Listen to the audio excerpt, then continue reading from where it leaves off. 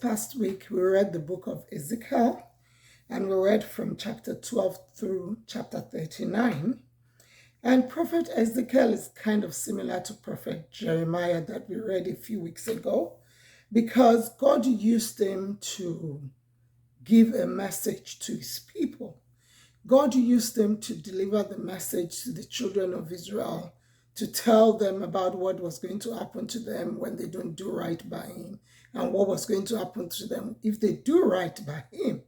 And so I'm just going to quickly go through a few things I learned, and I hope that you are learning as well. In Ezekiel chapter 13, from verse 3 to 7, God talks about a lot of false prophets. And if you remember, we read that also in Jeremiah. And then when we get to chapter 14, God says that people come to him with idols in their heart, and they expect him to do what they have in their heart.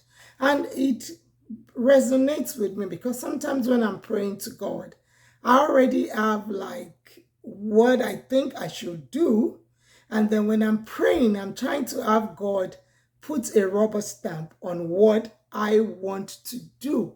And God is saying that when we come to him like that, we kind of limit ourselves. One, because sometimes what we're thinking about is little compared to what God has for us.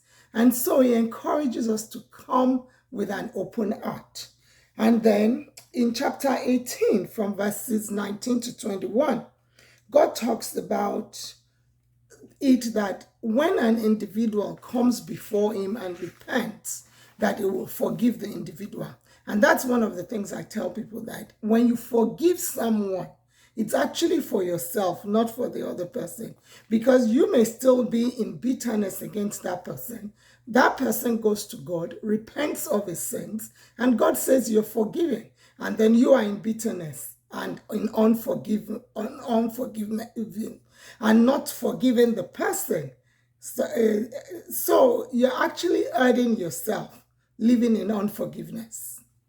Then Ezekiel from 19 through 22, all the way through 28, is actually God talking about what the prophets are doing that is not right, letting people know that there are false prophets out there, and so you need to test the spirit. It talks about leaders, prophets, intercessors not following the way of God, and some of them actually leading the people of God astray, and that he was going to judge them. And then when we get to chapter 36, he actually talks about what is going to happen to the children of Israel, and he speaks to him restoring them from their ways. And then when we get to chapter 37, I believe a lot of us know about chapter 37, which is the valley of dry bones. And that was when God told Ezekiel to prophesy into the bones and that they will live. And there's actually a song about that as well. These are the days of Elijah.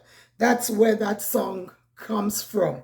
And then one thing in that chapter, in chapter 37, is actually talking about God being able to do as he pleases, and that with God, nothing is impossible.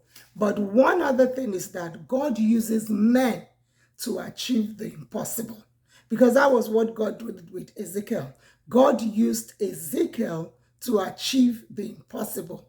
Dry bones coming to life, dry bones becoming an army. And so therefore, I encourage you as you go into this week, whatever you're believing God for, just take that limit off of God, because with God, nothing shall be impossible. Have a blessed week.